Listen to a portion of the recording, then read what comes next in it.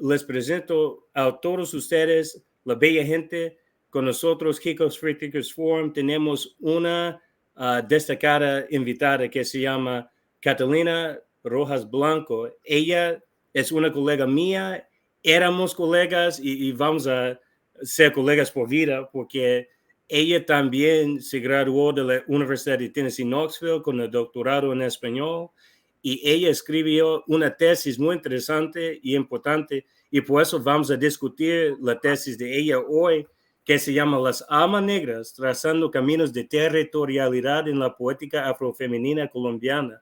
Es una temática que no se toca mucho y este foro siempre da la bienvenida a este tipo de tema porque no es algo que se discute mucho, aún más en nuestro campo de estudios, investigaciones de Latinoamérica, de España, todo eso.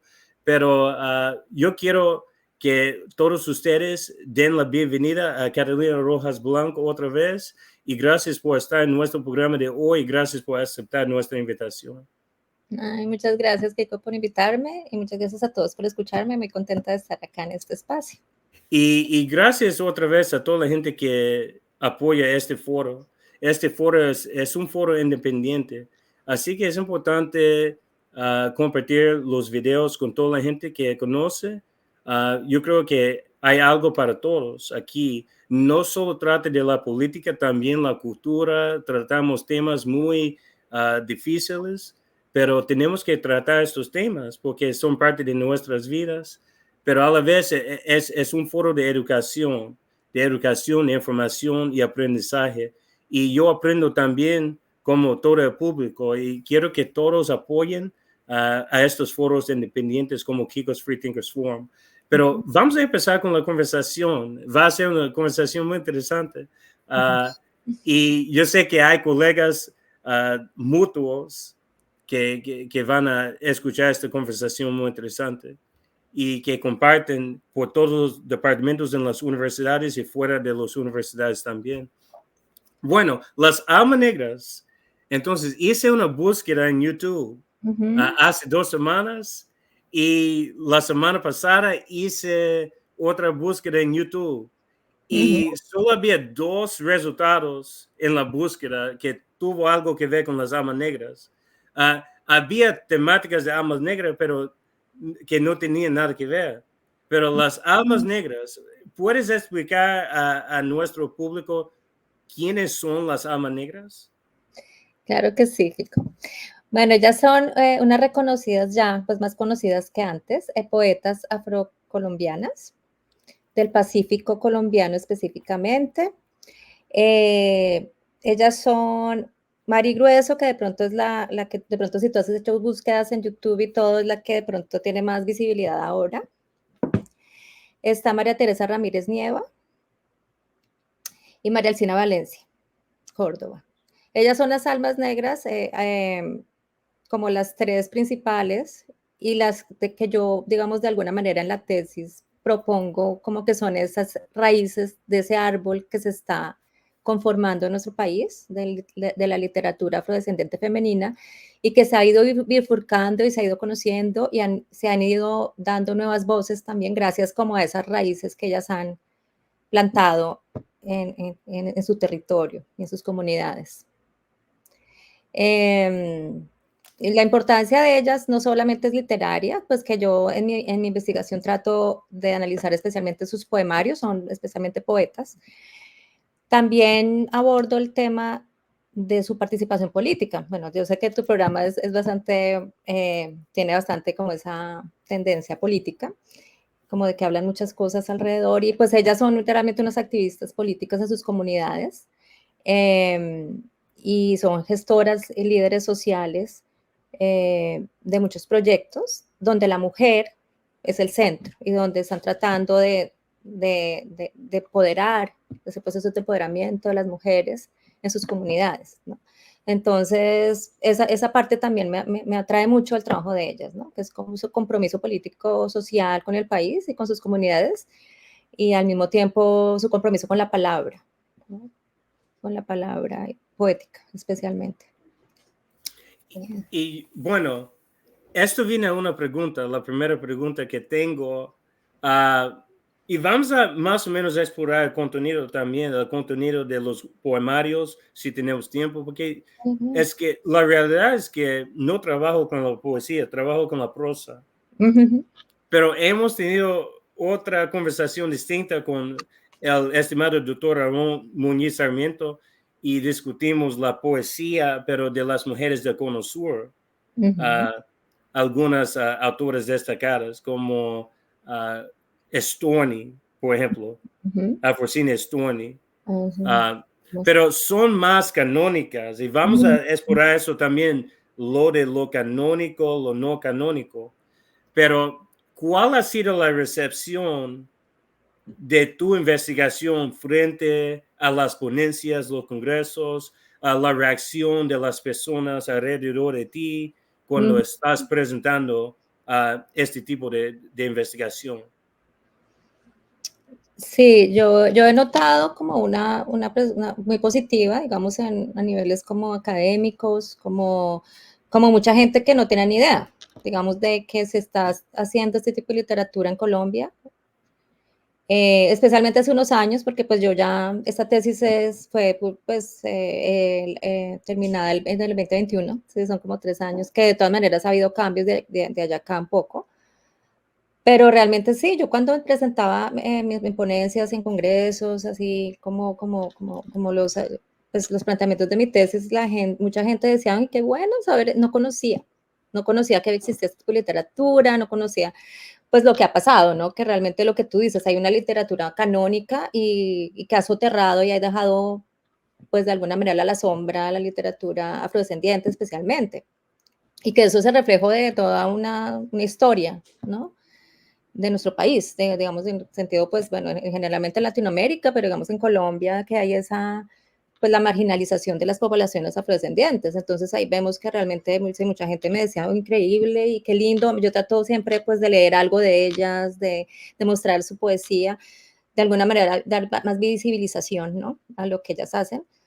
Entonces ha sido en general muy positivo por ese lado, como que oh, qué bien que se está haciendo una investigación y que se está dando a conocer esas voces que realmente no son muy visibles, ¿sí? Por un lado.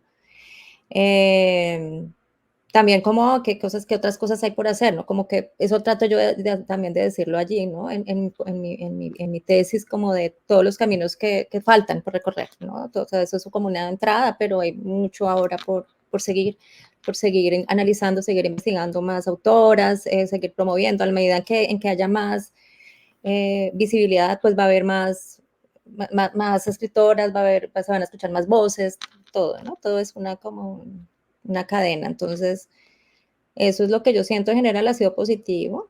Digamos, en mi comité, pues que nuestra mentora es la misma, la doctora Duke, ella siempre pues también me ha dicho, saca, este es uno de mis proyectos, saca de ahí de tu tesis, o sea, publicarla.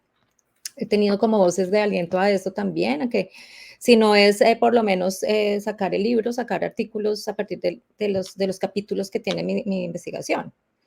Entonces, como adaptarlos para hacer el artículo, y eso es algo que yo empecé a hacer ya hace como años, y la verdad no lo he culminado, así como ponerme como en esa tarea, pero ha sido positiva como esa recepción, y la gente me ha dicho, chévere que publiques esto, o sea, que un poco sea más, se pueda difundir ese trabajo. ¿Y tú te refieres a los departamentos también en sí o básicamente cuando visitas a las ponencias con los otros colegas que más o menos dan una buena recepción a tu investigación? Pero he tenido otra experiencia respecto a los programas individuales en general en las universidades. Por ejemplo, cuando tenemos que enfrentar las listas de los exámenes comprensivos, todo eso, el currículum, por ejemplo, yo creo que hay otro tipo de recepción. ¿Es verdad eso? ¿O crees que está mejorando la situación, la recepción un poco más abierta hacia este tipo de investigación? Yo creo que he mejorado, ya es más abierta la recepción, yo siento que hay más motivación de que hagas ese tipo de investigaciones. Pues yo, digamos, en el programa que estamos nosotros, que estuvimos nosotros en la Universidad de Tennessee, yo siento que yo tuve pues mucho apoyo, especialmente de la doctora Duke, que fue nuestra mentora, y ella fue la que realmente me motivó a mí y me inspiró bastante para yo seguir investigar esas autoras. Entonces, yo pienso que sí, yo tuve bastante apoyo. El problema es que sí, ya el apoyo como a nivel de, como de que, bueno, ahora pues como publica, como, sí, pues ellas, pues digamos el comité en el que yo estuve, sí, me dieron aliento al principio de esto, pero pues es como que, bueno, por tu cuenta, sería pues de pronto interesante que hubiera podido ser un apoyo mayor como a ese nivel, ¿no?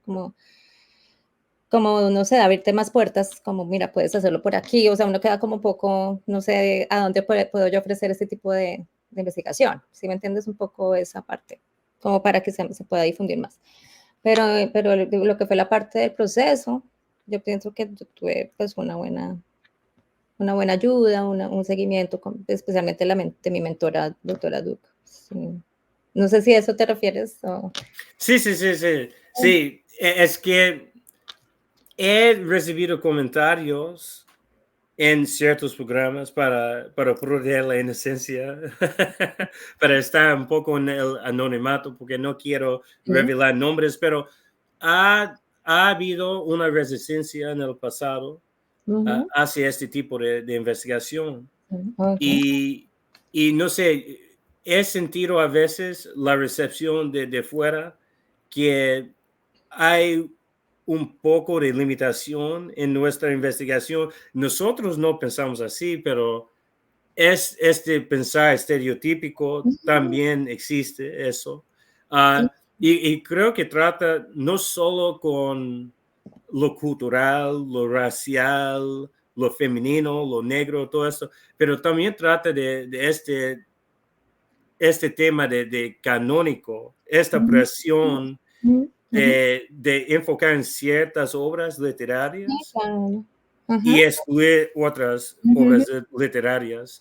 ujú, Bueno, yo ujú. creo que tu investigación tiene mucho valor, no solo por este hecho de ser no canónico, entre comillas, pero también resaltando temas uh, históricos, Ujú, contemporáneos, pero a la vez ancestrales. Es ujú, que realmente estás trayendo a la mesa una experiencia única que solo estas personas, estas voces pueden explicar. ujú. Y tú tienes también estos tres temáticas que vamos a discutir.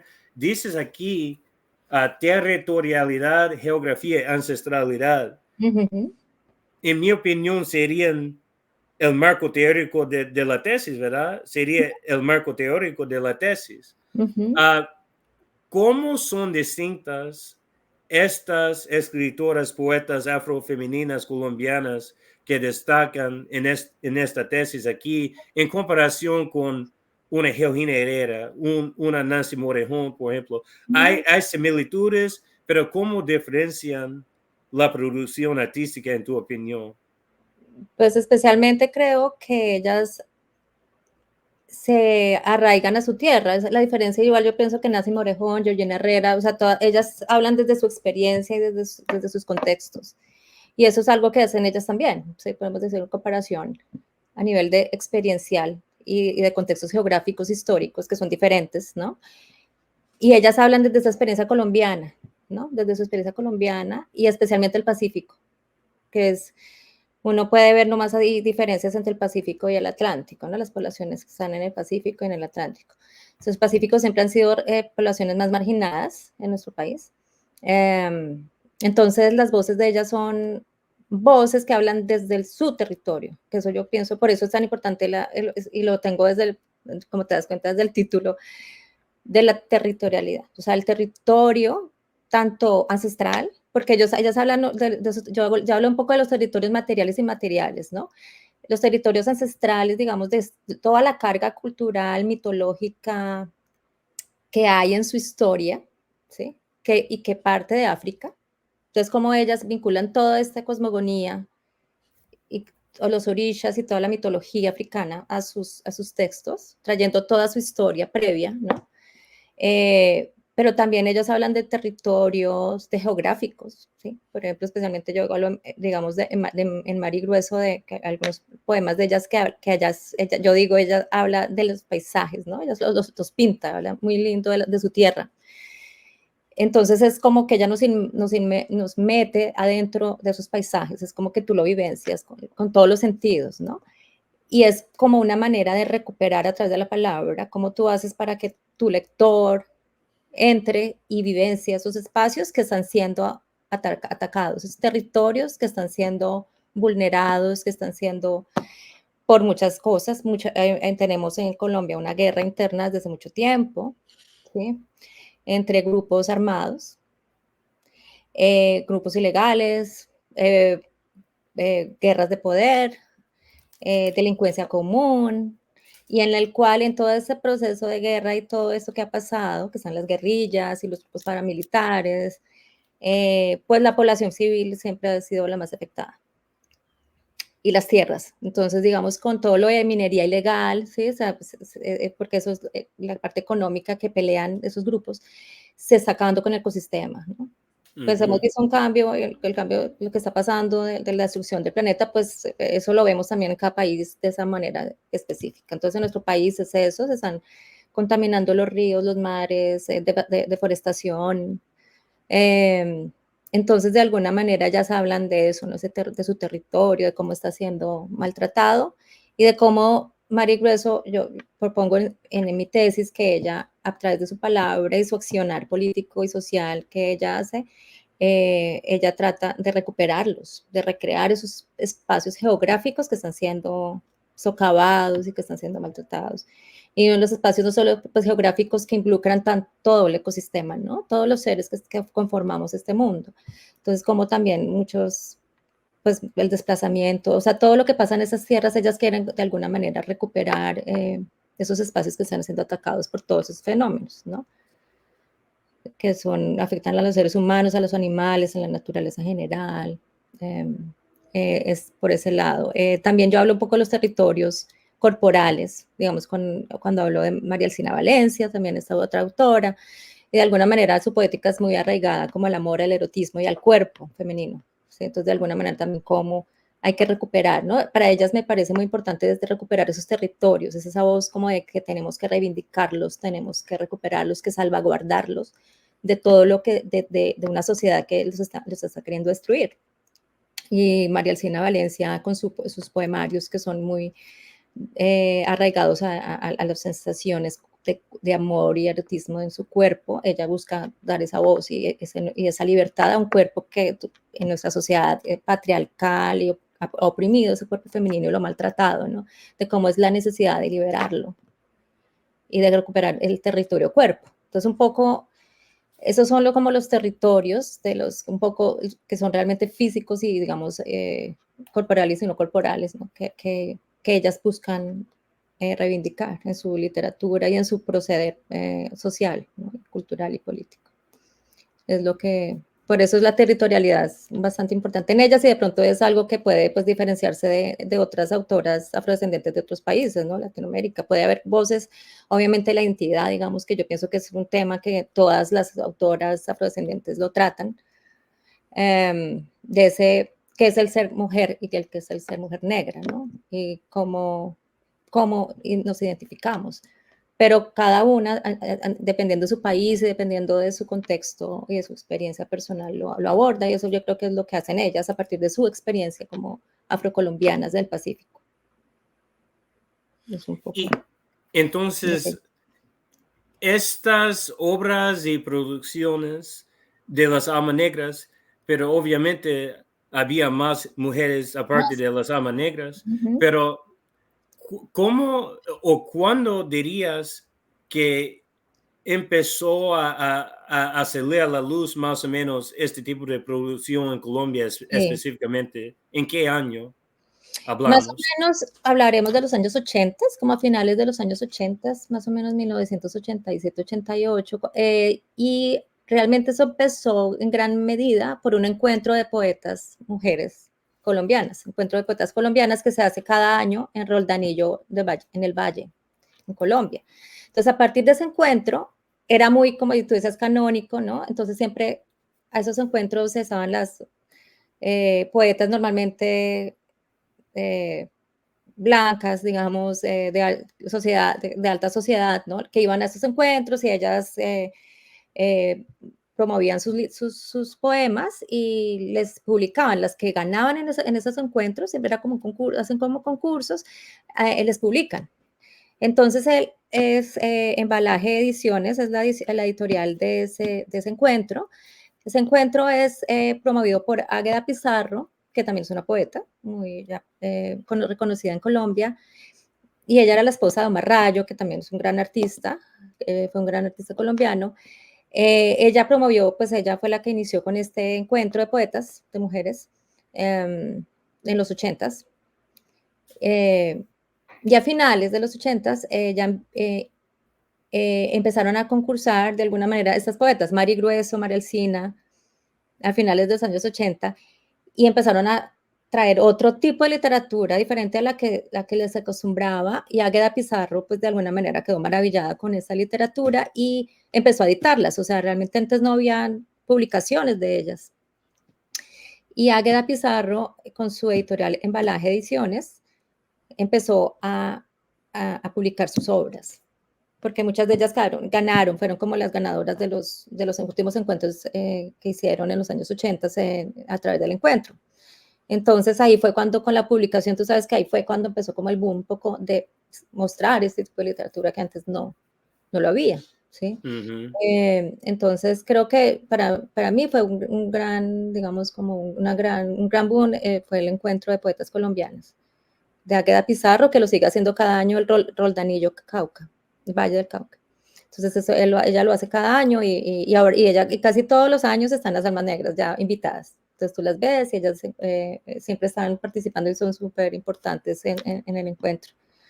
Pero antes, pues eso fue como un boom, porque antes nunca encontrabas una voz afrodescendiente en esos encuentros. Entonces a partir de eso fue como, y que ya se empezaron a hacer las publicaciones. Y unos grandes, digamos, que tienen una editorial que se llama Pidama Ediciones en Colombia, en Bogotá, ellos tienen su sede, se llama Guiomar Cuesta y Alfredo Zambrano, son dos investigadores y ellos montaron su editorial y ellos empezaron también a promover la literatura afrodescendiente, especialmente femenina, o sea, como que Guiomar Cuesta como que se metió en ese proyecto. Y a partir del Embalaje Ediciones de las autoras, ella también empezó a dictar estas autoras afrodescendientes, empezando Mari Grueso, ella editó a María Teresa Ramírez, por ejemplo, acá tengo un libro de María Teresa, que fue de los primeros que ella editó, Mabungu, que es un libro pues, increíblemente complejo y bellísimo, donde María Teresa Ramírez habla acá sobre toda la mitología, acá ella... Por eso yo hablo más como de los territorios ancestrales, aunque todas hablan de los ancestros, ella es como la autora que realmente profundiza bastante de la mitología africana, especialmente la Yoruba. Entonces acá, eso es como decir la historia, cosmogonía, de todos los dioses, de todas las historias, es muy interesante y muy lindo. Entonces, pues ella, como yo hablo acá por eso con ella, sobre todo, especialmente de los territorios ancestrales, como lo que ella trae todo eso de África, todas esas voces y todas estas músicas y todos los ancestros, las orillas, a su literatura. Entonces ella empezó, entonces eso es Apidama Ediciones, de Guiomar. Y Guiomar también hizo este libro, que fue también muy importante, en 2001, que fue la primera, digamos, antología especial de mujeres afrodescendientes.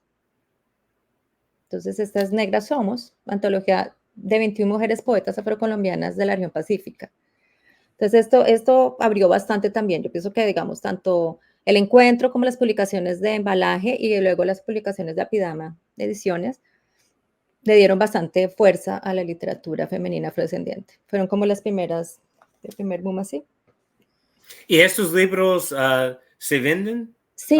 ¿Están disponibles para el público? Están disponibles, aunque no se consiguen, digamos, si podrías comunicarte con la editora, con Guiomar Cuesta, con Apidama Ediciones, y ella puede hacerte el envío del libro donde estés. Con ella, pues es que obviamente son pues editoriales pequeñas, ¿no? Que la Sí, idea es que ojalá algún día pues podamos tener como esto en ediciones más, como más grandes, ¿no? Editoriales más grandes que sea más fácil el acceso, porque eso también es otra cosa, o sea, sí se han editado, pero no se consiguen. ujú, Entonces, por ejemplo, las universidades, por ejemplo, este libro que es muy súper lindo, Mar y Grueso, de Mar y Grueso, que es cuando los ancestros llaman, ella también habla de los ancestros acá, pero este es de libro de una universidad. Entonces, digamos, ujú. esta edición ya no es difícil que la consigas, una universidad acá, Universidad del Cauca acá de Colombia. Entonces, eso es lo que ha pasado, que a veces hay ediciones que no consigues. Yo, por ejemplo, tengo varios libros que tengo gracias a la doctora Duke y pues realmente Sí. yo los conseguí de esa forma, así ni siquiera ya cuando viajaba no los encontraba, ¿ves? Esa es una de las cosas que son dificultades, ¿ves? Porque son publicaciones muy pequeñas, de corta tirada, de pequeñas producciones, pues realmente editoriales pequeñas, que no es... entonces a veces es un poco complicado, pero se consigue. Una de las también se consiguen bastante, también de Apidama, son estas, que también Mari Grueso está haciendo una gran promoción y eso me parece muy interesante en ella. Mari Grueso, además de sus poemarios, ella trabaja mucho en literatura infantil y es promover toda como esa reflexión identitaria desde los primeros años, ¿sí? En los niños y los jóvenes. Ella se va por todo el país haciendo talleres de promoción de lectura con esos libros. Entonces, son cuentos que ella ha hecho y lo han ilustrado pues otras personas, pero las historias son de ellos, son cuentos y también son de Apidama, también los puedes conseguir en esta editorial de Apidama Ediciones, ella también tiene algunos, pero bueno, poco a poco así, ella ha ido pues pudiendo obviamente editar más. Ahorita hay online por el Ministerio de Cultura y tú lo puedes encontrar. Hay una biblioteca de literatura afrodescendiente Ujú. y tú puedes entrar por el chat, puedes poner Biblioteca Literatura Afrodescendiente de Colombia y vas a encontrar hay como unos 20 títulos de toda literatura, pues claro que su mayoría vas a darte cuenta que hay más de hombres afrodescendientes que de mujeres, ¿no? Que es lo que también uno nota. Pero poco a poco las cosas ya han ido balanceándose más, ¿sí? Porque digamos, de pronto en Colombia ha habido una tradición más fuerte en literatura masculina, afrodescendiente Ujú. femenina. Entonces, pero se ha ido bastante, o sea, digamos, con el tiempo hemos visto que sí se ha ido balanceando un poco más y ya hay más voces y más publicaciones, pues. Y pues con este tipo de publicaciones en red, online, pues tienes más acceso a libros, que es difícil. Nos tienes que dar los links, algunos links, así podemos ponerlos en Sí, la descripción, claro que y sí, la gente puede puede ah, como mirarlos. acceder a la información. Sí. Pero no tienes que hacerlo ahora mismo. Bien, bueno, no sé si ¿te acuerdas de este curso que dio Luis Cano, el doctor Luis Cano, que trató el estructuralismo, todo eso? Bueno, estudios genéricos, estudios filosóficos. Es que dio un curso Mm, hace 8 años que trató como un curso panorámico y tuvo que ver con muchas cosas de Latinoamérica, arte, espiritualidad, todo eso, filosofía, todo eso. Bueno, te digo esto porque me acuerdo de una sesión específica cuando él empezamos la clase y él nos dijo, bueno, saca una hoja de papel y piensa en eso. Nombra al menos 5 autoras latinoamericanas en una hoja de papel. ujú, Y fue un esfuerzo para toda la clase. mm. Inclusive los mismos latinoamericanos Escribir tenían problemas. con Sí, mujeres. es que no podrían pensar en nombres específicos. Ujú, interesante. Y yo también era culpable, yo era muy culpable en el momento, especialmente antes de venir al programa de UT. Ujú. Mi pregunta para ti, siendo colombiana, ¿tenías familiaridad con esta escritura afrofemenina colombiana antes de llegar al programa de UT? Y ¿podrías tú nombrar 10 autoras, por ejemplo, latinoamericanas en esa misma sesión? Dios no sé, pero que, pues sí había escuchado algo de Mari Grueso, que ella lo que te digo ha sido desde antes de, porque ella ha sido como muy visible, pues más que las demás. Pero realmente yo me decidí a mi investigación como ya en el programa. Especialmente cuando con la clase que tuvimos de Duke sobre literatura de mujeres afrodescendientes, ¿recuerdas? De latinoamericanas. Cuando vimos a Nancy Morejón y Georgina Herrera, que me encantó Georgina Herrera, yo la amé a Georgina Herrera. Entonces, ahí en esa clase yo me empecé, sí, realmente, pues yo te digo que mi inspiración sí fue mucho la doctora Duke, cuando ella abordó ya como los temas a más a profundidad, y yo empecé entonces a como a decir, ay, pues, me acordé de esta autora, de Mari Grueso, y empecé como a investigar.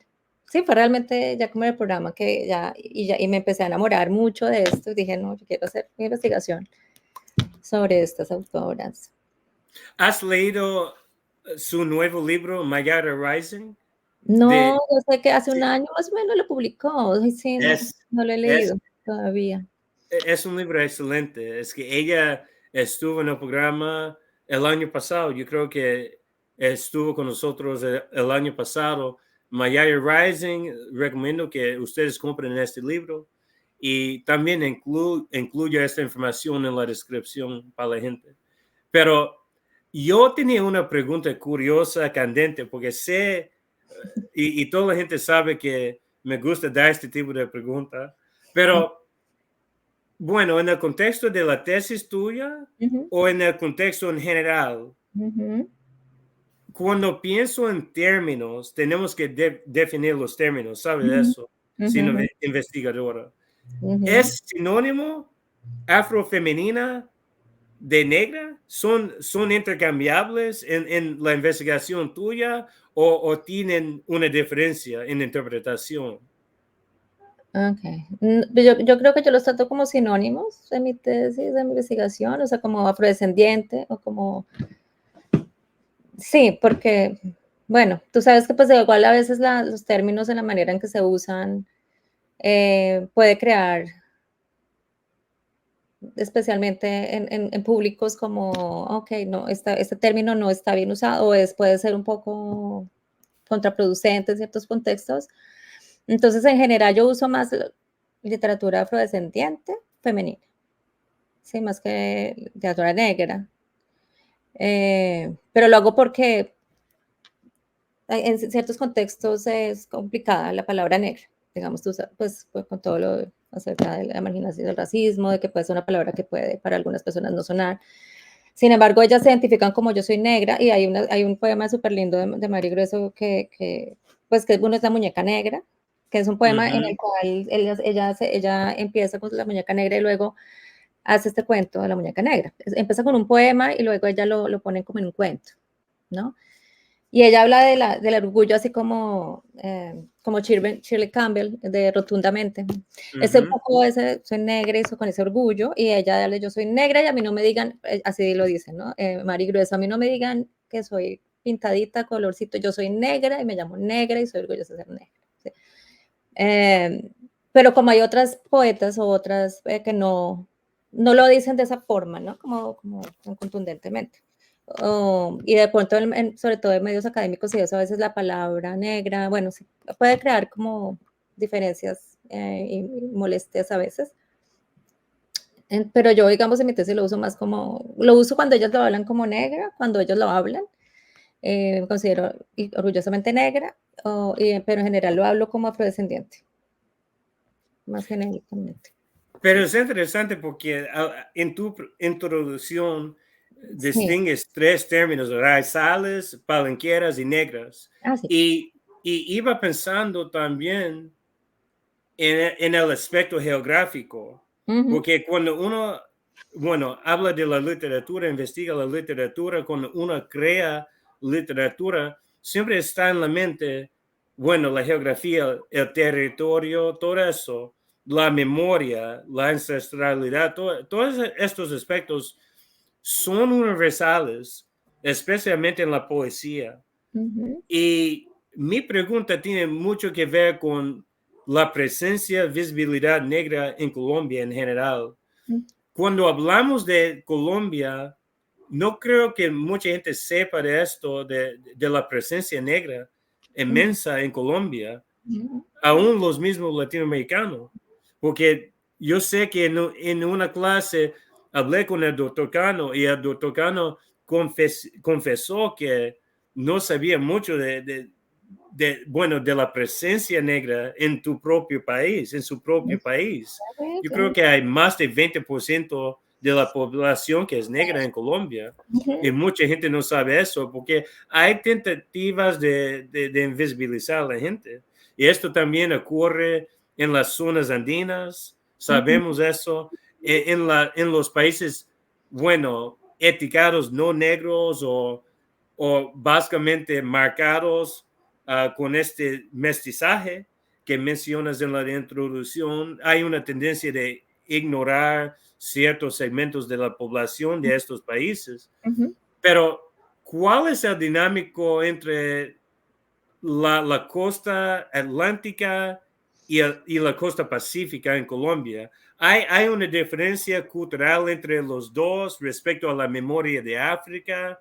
¿O qué puedes percibir de esto, de esta diferencia? ¿Hay diferencia? Porque yo creo que lo normal, entre comillas, es más o menos enfatizar el Caribe, el Caribe, el Caribe, el Caribe. Todos los negros están en el Caribe, pero no es así. No, exactamente por lo que tú dices. O sea, si hay una diferencia, las poblaciones, lo que te digo, las poblaciones del Atlántico han sido normalmente más visibilizadas. Hay una mayor, digamos, en las poblaciones afrodescendientes del Atlántico, no todas, pero hay una gran mayoría que, digamos, han compartido como con la élite, ¿sí? La élite colombiana, digamos. Entonces hay muchas poblaciones de esas que han sido más visibles en ese sentido. Normalmente el Pacífico ha sido más marginal. Las poblaciones son más pobres, las poblaciones que viven en el Pacífico, ¿sí? A diferencia del Atlántico, ¿sí? Si tú ves ciudades como Santa Marta, Barranquilla, Cartagena, normalmente son ciudades, aunque obviamente hay poblaciones bien también marginales, pero digamos que son menos empobrecidas, ¿sí? Que las del Pacífico. Siempre hay más abandono estatal allá. La guerra ahorita, digamos, entre que tú ves, que yo hablo de los grupos ilegales, está ahí, en esos espacios. Entonces ellos están viviendo bajo una amenaza constante, desplazamiento, o sea, la mayoría de población desplazada en Colombia son del Pacífico, toda la gente del Chocó, del Cauca. Entonces sí hay una gran diferencia. Hay una gran diferencia, son poblaciones marginales, abandonadas, donde pues prácticamente están al acecho de grupos ilegales permanentemente, están al acecho de desplazamientos, de masacres. Entonces, eso pues hace una gran diferencia, pienso yo inicialmente. Entonces les toca mucho más duro, por eso el reconocimiento, digamos, de estas poetas, de salir adelante, además ser dinamizadores de sus comunidades, es un esfuerzo muy grande por exactamente ese olvido de esas poblaciones, unas poblaciones que están demasiado olvidadas, que están prácticamente abandonadas ahí, ¿no? Entonces eso es un poco, yo digo, lo que hacen ellas es una labor de verdad que es admirable, porque les toca con las uñas, literalmente, ¿no? Hacer las cosas allá. Entonces uno sí ve eso. Digamos, en la costa atlántica siempre ha habido un mayor reconocimiento, son poblaciones que tienen un mayor apoyo estatal. Lo que te digo, hay muchas poblaciones afrodescendientes que hacen parte de la élite también colombiana, o sea, que están metidas en lo político, ¿sí? En esas esferas que mucho más difícil para la gente del Pacífico lograr entrar a esferas políticas o sociales, ¿no? Entonces, en esa parte yo pienso que es más a nivel, esa marginalización que además es bastante notorio en nuestra sociedad. En Colombia tú ves bastantes diferencias económicas entre sociales, son bastante marcadas. Entonces sí pienso que esa es como la principal característica diferencial de las poblaciones del Atlántico y del Pacífico. Aunque pues también vas a encontrar poblaciones muy marginadas también en el Atlántico, ¿no? Pero hay menos, digamos, yo pienso que desde lo que yo he investigado, ¿no? Menos marginación en el Atlántico. Y pues tienen una tradición más visible, más como, digamos, de las poetas o los poetas de allí han sido como más renombrados. El Pacífico siempre era más soterrado, como nadie conoce, es muy invisible, ¿no? Estaba hace poco que empezó a haber un auge gigante, además porque son normalmente en esa región culturalmente todo lo que es esa riqueza que ellos tienen musical gigante, que muchos grupos ahora lo han hecho más visible también, grupos como Chuck It Down, por ejemplo, que han tratado de sacar toda esta riqueza que hay en el Chocó, en ese tipo de regiones del Pacífico, ¿no? Como mostrar toda esa riqueza que no la conocíamos, ¿no? Que no era muy visible en el país por esa misma marginalidad, como eso allá no lo miremos, no hace parte prácticamente de nuestra sociedad, ¿no? Porque así es realmente como el racismo que existe, ¿no? Que es un racismo estructural en nuestro país. Entonces, pues pienso que es la mayor diferencia, yo pensaría, de los dos, de lo que tú dices del Atlántico y del Pacífico. Entonces eso marca bastante una diferencia cultural y económica, política, hay muchos niveles de experiencias diferentes y diversas. ¿Y estas escritoras poetas son exclusivamente poetas o escriben prosa, ensayo también, o solo escriben poemas? Pues lo que te cuento, pero Mari Grueso escribe cuentos, ¿no? Y ahorita pues ella está bastante enfocada como en la literatura infantil, entonces son como cuentos de literatura infantil.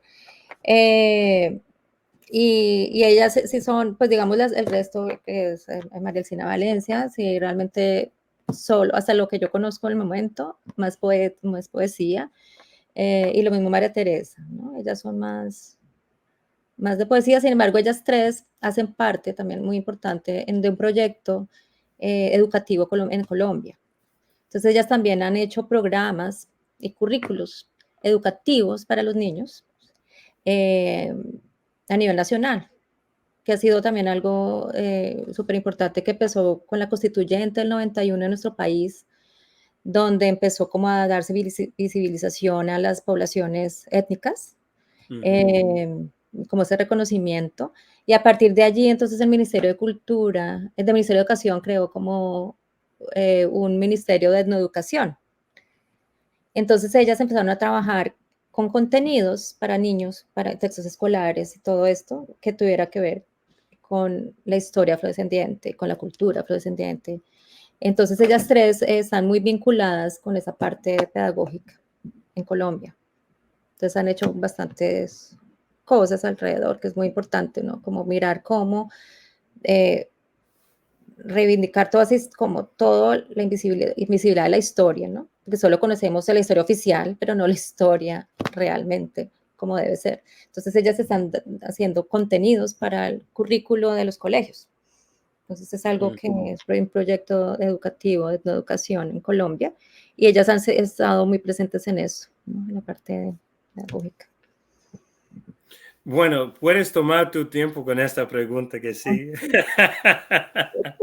Bueno, en lo concerniente a las almas negras, y para el público otra vez, las almas negras son María Teresa Ramírez, Mary Grueso Romero, María Elcina Valencia Córdoba.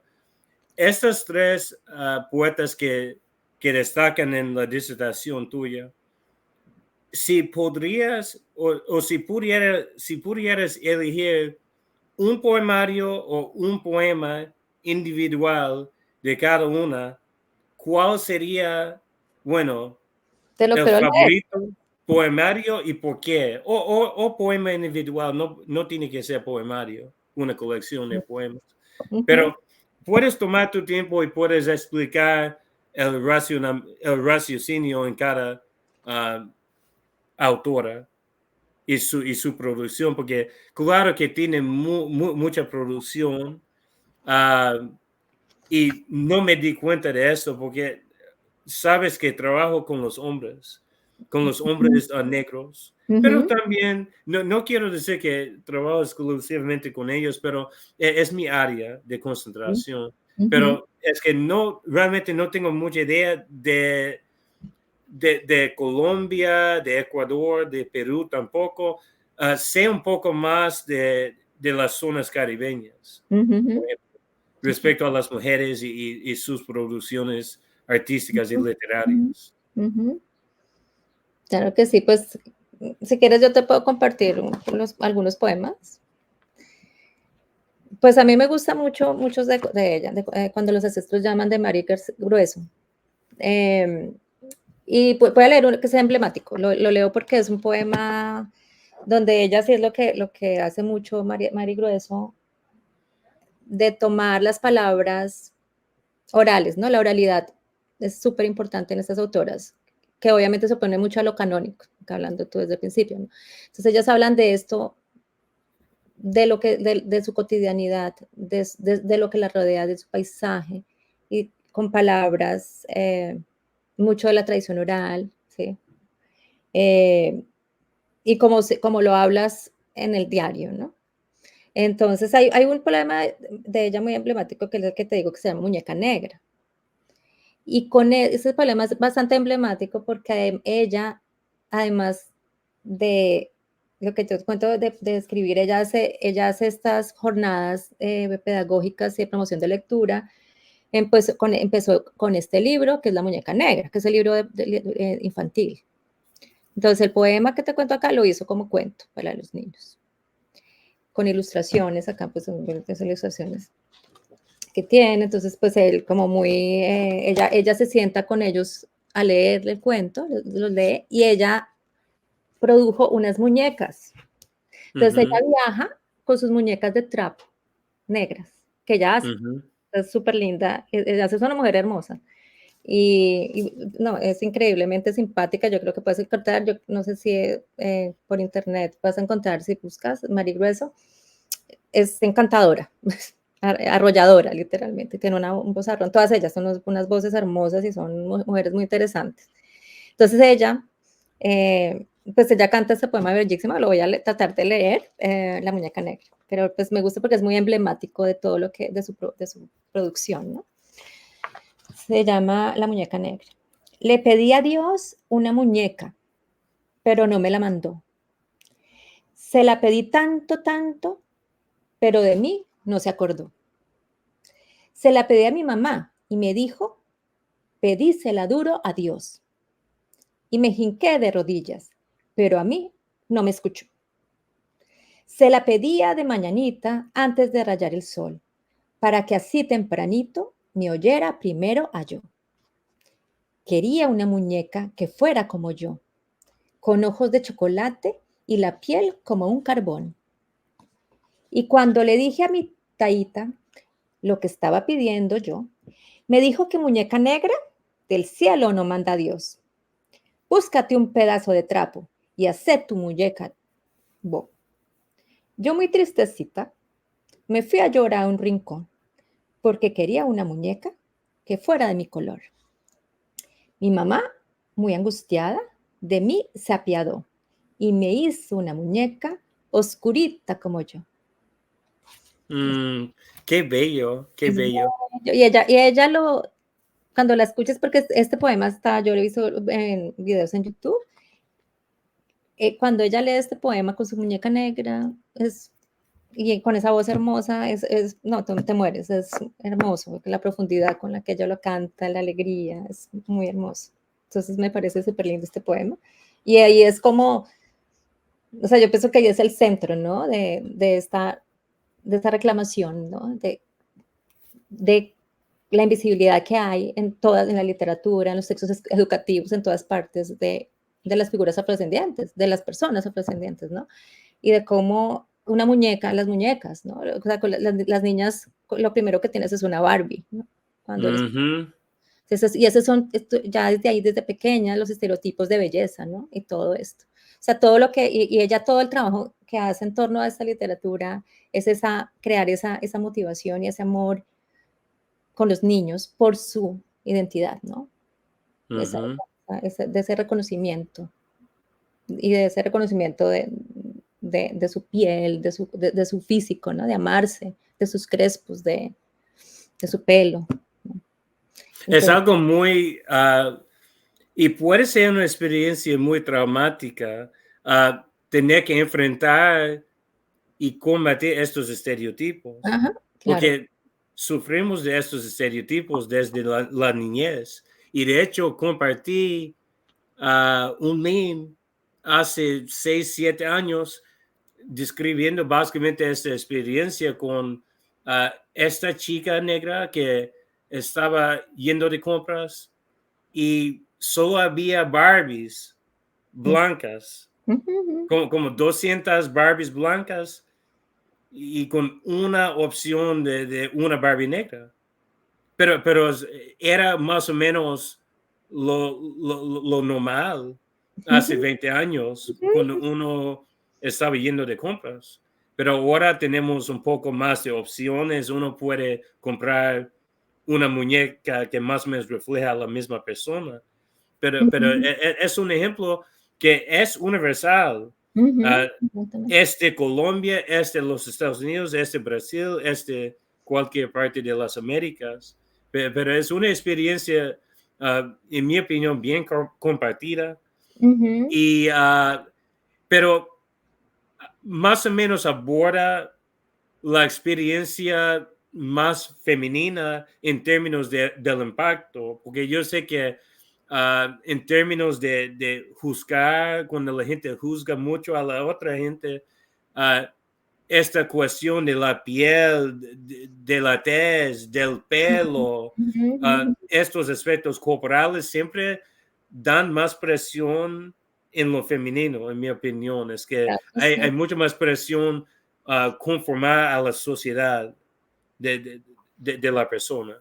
Sí, claro, porque es esa presión de que hablamos no solamente por el color, sino también por ser mujer, que eso es lo que ellas tratan de apoderar, ¿no? Y especialmente, digamos, ella con eso, porque es la muñeca, ¿no? Y es la niña, y ella bastante habla de la experiencia como mujer y cómo es de importante ese empoderamiento, ¿sí? Hacerlo desde que son, además desde que son niñas, desde que, por eso todo también este trabajo en educación, en esos proyectos culturales y educativos, ¿no? Como desde pequeñas, ¿no? Empezar a cultivar esto, porque todavía, si uno dice, hasta ahora se está empezando, y tú ya ves en las películas personas afrodescendientes que no veías, o sea, tú no tenías ninguna referencia, sino los estereotipos de la mona y ojos azul o blanca, ¿sí? Entonces, cómo es de importante verse, que tú te veas, ¿no?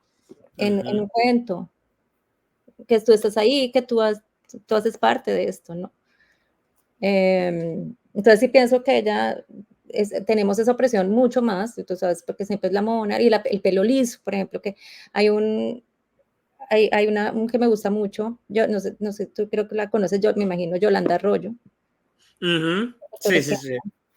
Ella tiene un cuento, ella también trabaja mucho, empezó también a trabajar con literatura infantil, muy interesante es ella, y ella tiene un cuento que se llama Pelo Malo, y cómo te dicen, es que tú tienes el pelo malo, cuando tienes tus rizos, ¿no?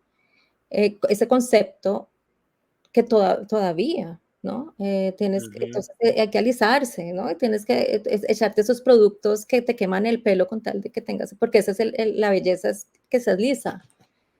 O sea, el estereotipo europeo, ¿no? La lisa, hay una periodista colombiana, no me acuerdo ahorita el nombre, pero ella hablaba un poco en una entrevista, es una periodista muy como cultural, muy interesante ella, no me acuerdo, ya se me pasó ahorita el nombre, pero como le decían a ella, es que eres una negra muy bonita porque tienes rasgos delicados. O sea, ella creció, que ella era bonita. Tú eres una negra, pero eres linda porque tienes la nariz, tienes rasgos estilizados, una cosa así, ¿no? O sea, todo es increíble cómo creces con todas esas ideas, con todos esos mensajes que te están brindan todo, ¿no? Todos los medios de comunicación, todos los libros. O sea, lo que ellas decían cuando tú ves un texto, los textos de los niños en las escuelas, o sea, tú nunca ves hasta ahorita está empezando a visibilizarse este tipo de contenidos, ¿no? Que eso ya está en las escuelas, este tipo de cuentos. Entonces ya es como, ok, sí, yo me veo, yo hago parte no antes era imposible ver un personaje así, para niños, por ejemplo, ¿no?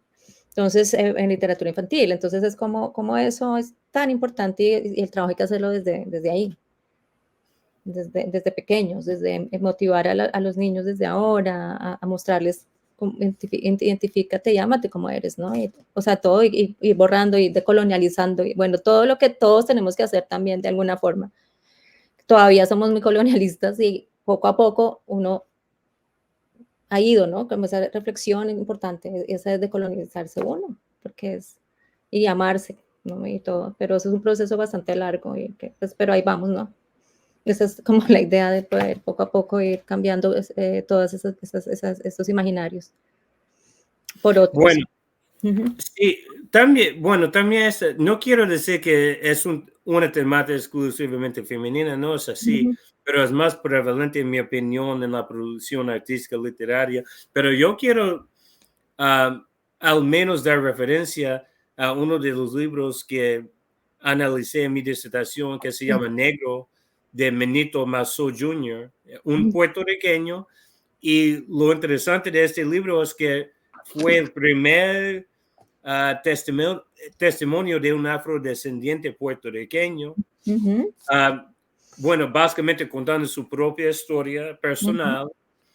Y este testimonio salió en 2013, gente, 2013, pero habla de una experiencia durante, bueno, el tiempo de los derechos civiles de los negros en los Estados Unidos, Martin Luther King, todo eso. Y él habló de 3 experiencias específicas respecto a su pelo. Es que intentó ir a un barbero, pero no quería cortar su pelo. Porque no fue el pelo correcto, no fue el pelo, bueno, ideal que explicaste tú. Y entonces, es una experiencia universal, pero yo creo que el contexto poético también trata de recuperar eso un poco más. Yo creo que la poesía en ese aspecto recupera más este impacto, más que la prosa. Y esto puede ser una declaración controversial, pero he llegado a un respeto más con la poesía en mis años recientes, porque antes solo tenía preferencia a la prosa, a la narrativa, pero yo puedo ver más el impacto de la poesía y es más fácil para mí interpretar la poesía ahora mismo, más que antes, más que 10 años. Porque los años anteriores no tenía el desarrollo todavía de analizar estos poemas, pero creo que tengo más experiencia analizándolos, pero desde otro punto de vista. Pero uno tiene que leer más poesía para tener el impacto, para sentir el impacto, y así uno puede conectar un poco la situación, los detalles. Pero yo quiero también recuperar los dos que nos pertenecen, porque yo sé que tenemos cosas que hacer y nos quedan 15 minutos más, un poco menos posiblemente, pero puedes hablar un poco más sobre las otras autoras y sus producciones. Claro, si quieres, bueno, vamos a ver de Mamangu Triunfo, que es de... Yo ahorita hablé de la muñeca negra, bueno, que es Mari Grueso. Me gustaría leer un poco de Mamangu Triunfo, de Cosmogonía Africana de María Teresa. Les voy a leer también un poema, como para que nos vayamos con un poema de cada. Ella es de su ancestralidad y me parece linda. Ella también, ella es increíble, María Teresa Ramírez, porque ella hace performance. Ella cuando proclama sus poemas, por eso es que ellas son muy especiales con la poesía, ellas escogen la poesía por un sentido, o sea, empezando porque la musicalidad. Ellas quieren retomar la musicalidad africana y ellas dicen la única manera que yo puedo expresar esta música es a través de la poesía, ¿sí? La musicalidad. Entonces tú vas a ver que los poemas de ellas son bastante musicales. Lo otro, o sea, las imágenes, ¿no? Los sentidos. Ellas quieren como que tú vivencias realmente las sensaciones que ellas sienten. Y la mejor manera es la poesía, o sea, es como la manera en que tú puedes como sentir más, ¿no? Y otra cosa que ella hace es que ella hace performance, especialmente María Teresa. Entonces ella cuando, eso es no sé, es una experiencia única verla, ¿no? Ella declama y ella empieza a hacer estas figuras como una griot, y ella se considera, en varios momentos de su poesía habla de la griot, y la griot es esta mujer narradora que era una figura de África, especialmente occidental, que eran como esas personas dedicadas, hombres y mujeres, a narrar cuentos y a cantar los cuentos en sus comunidades y ser como de alguna manera mensajeros y transmitir todas estas, digamos, estas historias ancestrales. Entonces ellos eran llamados los griot y también eran como ese contacto entre lo terrenal y lo sagrado. Entonces, de alguna manera, yo cuando la veo así a ella, es como ver una griot. Ella canta y cuenta esas historias legendarias, ancestrales de África, queriéndolas hacerlas presentes en ese momento de su performance. Entonces es una experiencia única verlas, es increíble. Entonces voy a leer, esa se llama La abuela negra narra, cosmogonía de África. Yen yare, yeni yare, equa, equa. La abuela sentada fuma con la cachimba al revés. La candela va por dentro. Un saumerio de recuerdos fortalece su vejez. Camina para adelante. Sus huellas van hacia atrás. Marca el son del tambor, historias para contar.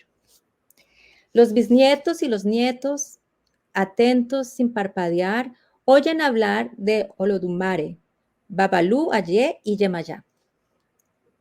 En Fam, el primer hombre de Secumé y su mujer. La abuela, como una orilla, habla, canta, cuenta y narra. Fuma, fuma su cachimba, con la candela hacia adentro. El fuego la ilumina. Con mucha sabiduría empezó su narración. La diáspora de los orishas, protectores de sus negros, en la oprobiosa travesía hacia la tierra nueva, nombrada de ultramar.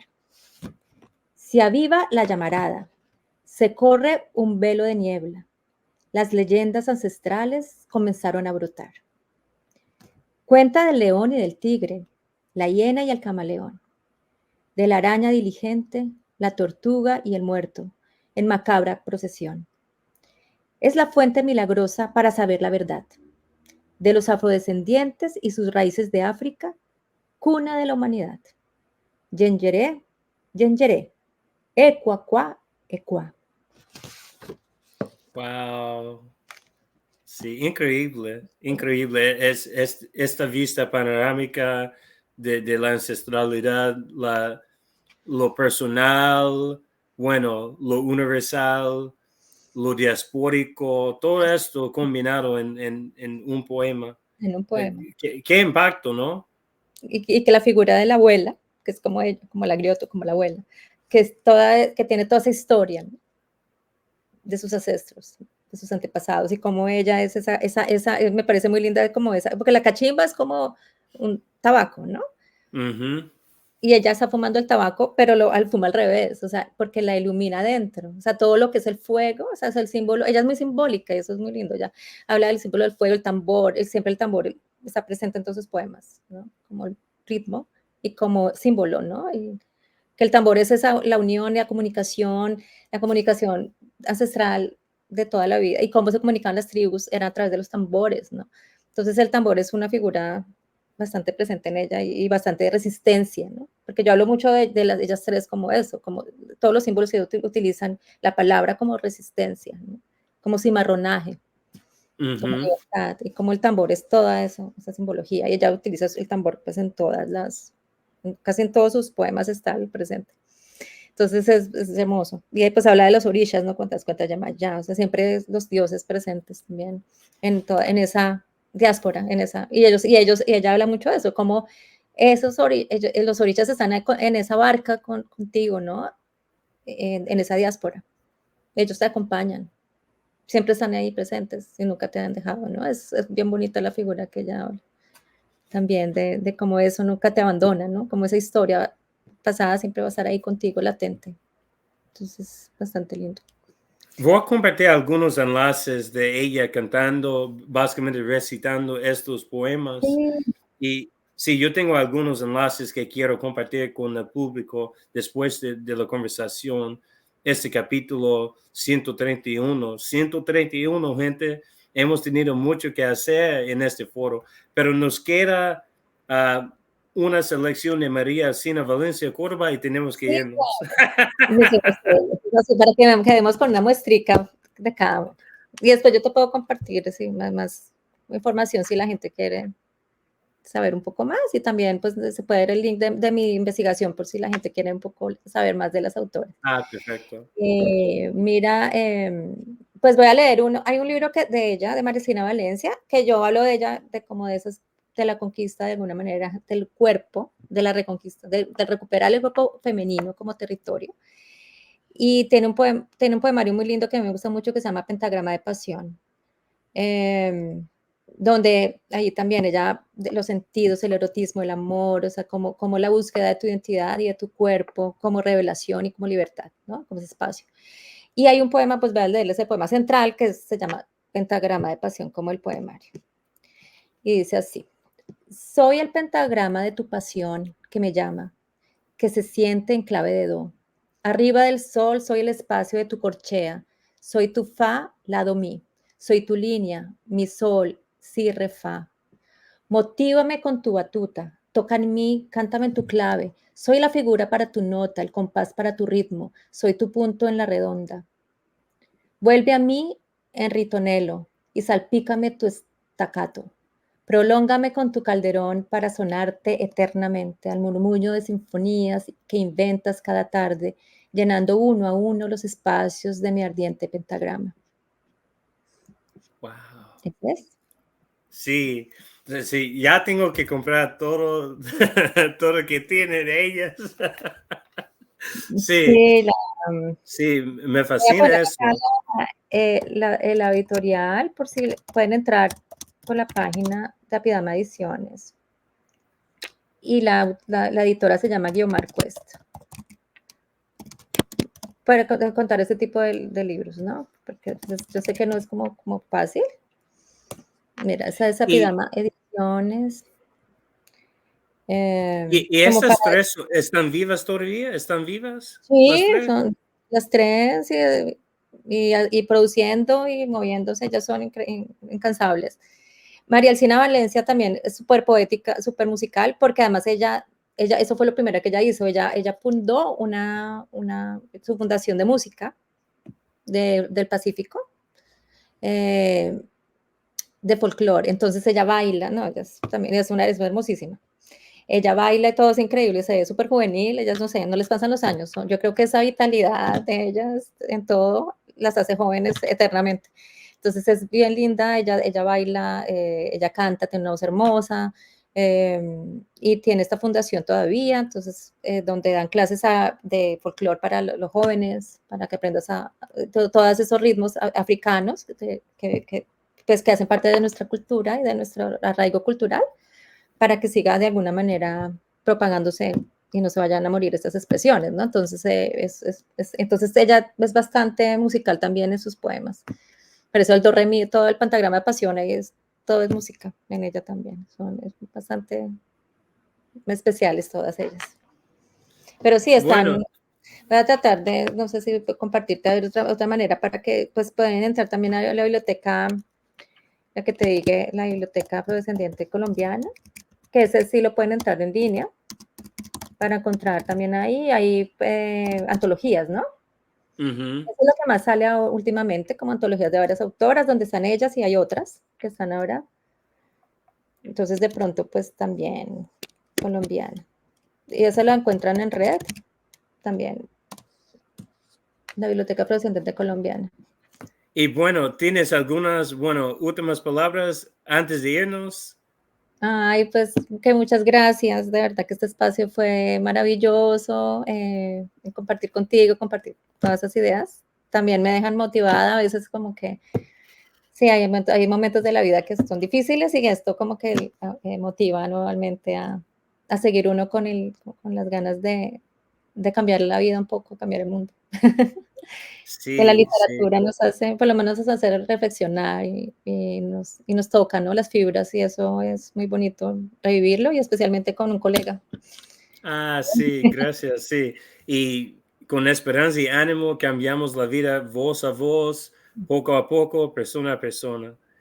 Sí, Y espero que les guste todos ustedes esta bella conversación y gracias otra vez por estar aquí con nosotros compartiendo tu sabiduría, tu conocimiento y además, bueno, leyendo poemas, cantando un poco los poemas de estas tres destacadas almas negras de Colombia y realmente me alegra estar aquí contigo, reviviendo el programa de UT Knoxville, pero de una manera más tranquila, un poco sí, más tranquila.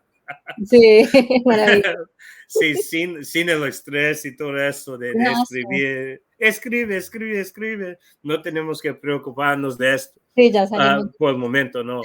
Pero bueno, nos vemos, bella gente, nos vemos y tenemos muy destacados invitados después en episodios, en capítulos y que gocen de este capítulo específicamente 131 de Kiko's Free Thinkers Forum con la estimada doctora Catalina Rojas Blanco, representando la Universidad de Tennessee Knoxville, yo también. Ujú. Y nos vemos. Que tengan buen día y que sigan este foro y que compartan la información, los videos con toda la gente que quiere. Y chao, adiós a todos. Hasta luego, gracias. Hasta luego.